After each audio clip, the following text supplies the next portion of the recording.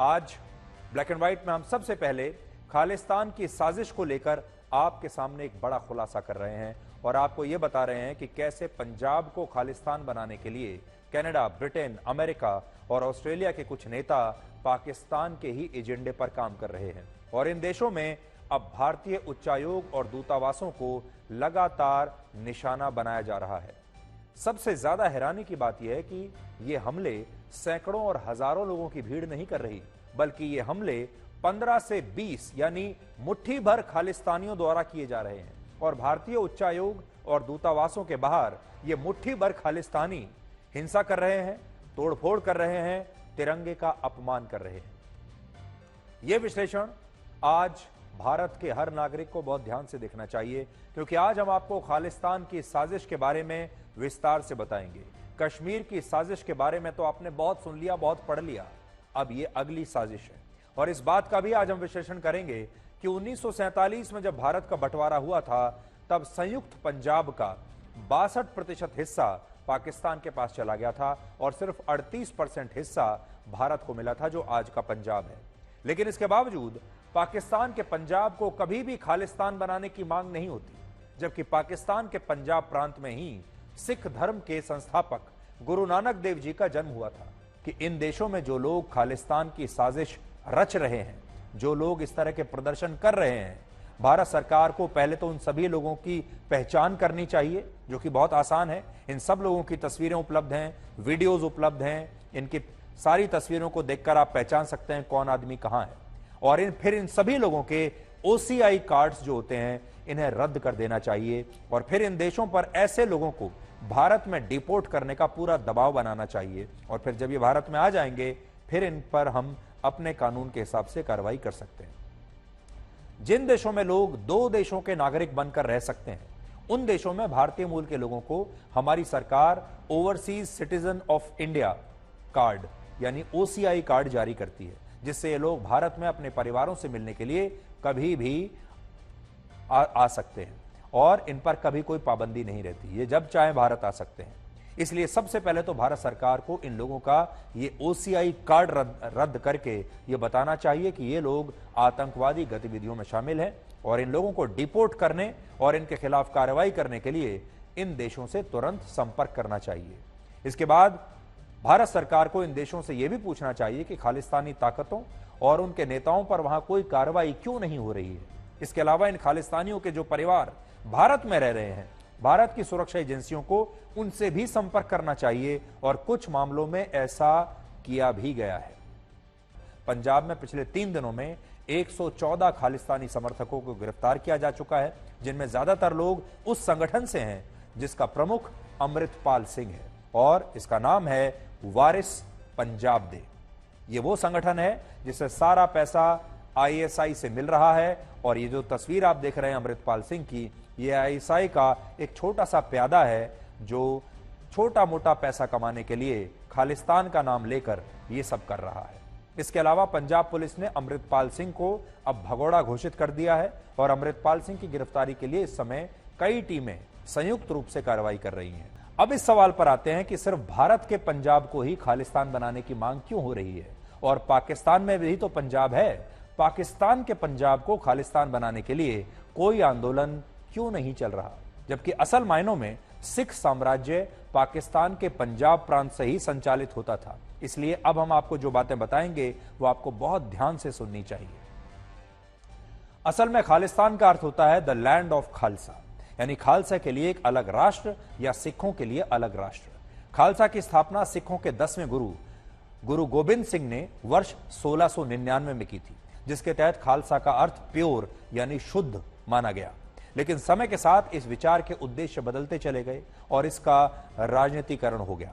जब भारत में मुगलों का शासन था, उस समय संयुक्त पंजाब में बहुत सारी रियासतें थीं और अगर ये रियासतें अलग अलग रहकर काम करती तो शायद मुगल इन्हें समाप्त कर देते, इन पर कब्जा कर लेते। इसलिए उस समय इन सभी रियासतों ने खुद को अलग अलग मिस्ल में संगठित कर लिया। मिस्ल का मतलब होता है अनेक समूहों में ये रियासतें संगठित होकर स्वतंत्र हो गई, यानी ये रियासतें मौलिक रूप से एक संघ का हिस्सा थीं, लेकिन इसके साथ ही ये स्वतंत्र भी थीं। इसे उस जमाने में सिख मिस्ल कहा जाता था, जिसने सिख साम्राज्य को एक रूप दिया और सिख साम्राज्य ने संयुक्त पंजाब पर वर्ष 1767 से 1799 तक शासन किया। महाराजा रणजीत सिंह ने इस सिख साम्राज्य का नेतृत्व किया था और उनकी राजधानी थी लाहौर। यानी सिख साम्राज्य का शासन पाकिस्तान के पंजाब प्रांत और लाहौर से संचालित होता था। ये वो जगहें हैं जो आज पाकिस्तान में हैं, लेकिन जैसा कि आपको पता है 1947 से पहले भारत एक था, इसलिए तब ये संयुक्त भारत का हिस्सा था। इसके बाद भारत में अंग्रेजों का शासन खत्म हुआ और 1947 में जब भारत आजाद हुआ और फिर बंटवारा हुआ, तब संयुक्त पंजाब को भारत और पाकिस्तान के बीच बांट दिया गया। नोट करने वाली बात यह है कि उस समय संयुक्त पंजाब का 62% हिस्सा पाकिस्तान को मिला और भारत के हिस्से में संयुक्त पंजाब का सिर्फ 38% हिस्सा आया। क्षेत्रफल के हिसाब से देखें तो संयुक्त पंजाब 3.5 लाख वर्ग किलोमीटर के क्षेत्र में फैला था, जिसमें से 2,10,000 वर्ग किलोमीटर का इलाका पाकिस्तान को मिला और भारत को 1,40,000 वर्ग किलोमीटर का इलाका मिला। और जो लाहौर शहर सिख साम्राज्य की राजधानी था, वो शहर भी पाकिस्तान में चला गया। लेकिन इसके बावजूद पाकिस्तान में खालिस्तान की कोई मांग कभी नहीं होती, जबकि हकीकत में खालिस्तान अगर बनना है तो पाकिस्तान के पंजाब को ही खालिस्तान बनना चाहिए। कड़वा सच यह है कि इस खालिस्तानी साजिश के पीछे पाकिस्तान और आईएसआई है, इसलिए पाकिस्तान के पंजाब में कभी खालिस्तान की मांग उठती ही नहीं, क्योंकि ये पूरा जो प्लान है ये पाकिस्तान का ही है। अब हम आपको इंडिया टुडे कॉन्क्लेव में प्रधानमंत्री नरेंद्र मोदी के भाषण का एक विश्लेषण दिखाएंगे और आपको यह बताएंगे कि वो कौन लोग हैं जो मोदी सरकार की उपलब्धियों पर आलोचना का काला टीका लगा रहे हैं। लेकिन इस विश्लेषण की शुरुआत हम उस अंश से करना चाहते हैं जिसमें इंडिया टुडे ग्रुप के चेयरमैन और एडिटर इन चीफ और संस्थापक अरुण पुरी ने जब प्रधानमंत्री नरेंद्र मोदी से कहा कि जब से देश में उनकी सरकार बनी है तब से मीडिया बड़ा परेशान है क्योंकि कोई खबर लीक नहीं होती। तो जब इंडिया टुडे कॉन्क्लेव में प्रधानमंत्री मोदी आए तो सबको इंतजार था कि देखते हैं वो क्या कहते हैं। और जब इंडिया टुडे के ग्रुप के संस्थापक अरुण पुरी ने यह मजाक किया तो प्रधानमंत्री मोदी इस पर मुस्कुराने लगे और प्रधानमंत्री मोदी उसके बाद जब आए तो उन्होंने कुछ ऐसा कहा कि पूरे हॉल में जितने भी लोग थे वो सब लोग मुस्कुराने लगे, हंसने लगे। तो प्रधानमंत्री मोदी का जो सेंस ऑफ ह्यूमर है वो भी आज आपको यहां देखने को मिलेगा। आप देखिए। सर, आप बुरा ना मानो तो मैं एक बात कहना चाहता हूं। मीडिया आपके सरकार से बड़ी परेशान है। हां, आपकी सरकार की से कोई जानकारी लीक नहीं होती जैसे पहले सरकारों से होती थी। किसी को पता नहीं होता कि कौन आपका प्रेसिडेंशियल कैंडिडेट बनेगा। रीशफल का तो भूल ही जाओ। और राज्य में कौन बनेगा मुख्यमंत्री जब मौका आता है, कोई खबर नहीं।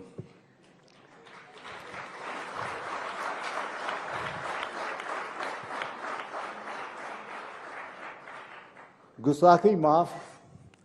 मैं ये भी सोचा शायद आपका इसका ये जवाब क्या देंगे। मैं बोलूं?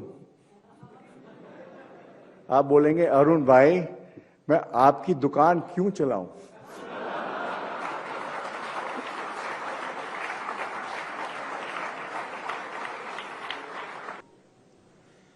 आज आपकी दुकान मैं ही चला लेता हूं।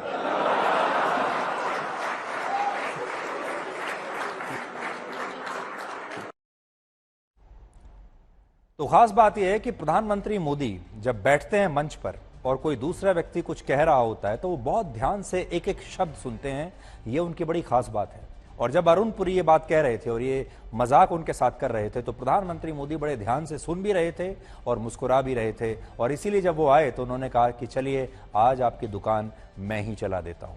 तो सबसे पहले तो जो शुरुआत हुई उनके संबोधन की वो इस जोक के साथ हुई, उनके एक सेंस ऑफ ह्यूमर के साथ हुई। फिर अब आपको दिखाते हैं इसमें एक और नई बात क्या देखने को मिली।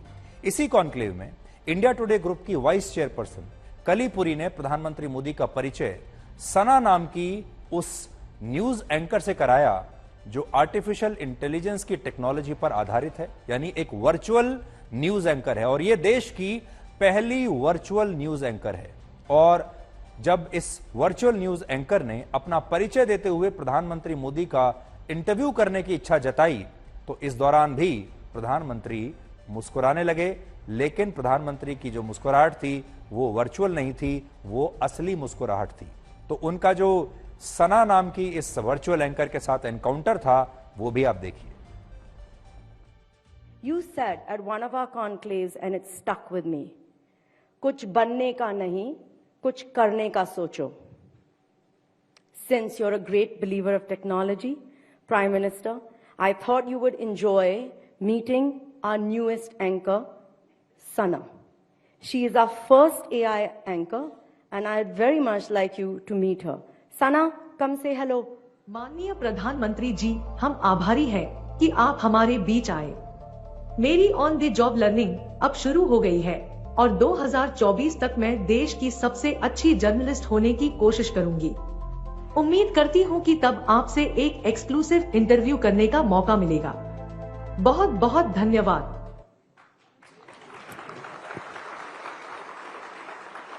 Thank you, Sana. I'm sorry, Prime Minister, she's very ambitious. I'm sure, PM, you already have a few AI spokespersons in the making, ready for me, and I will be welcoming them in the Aaj Tak AI newsroom.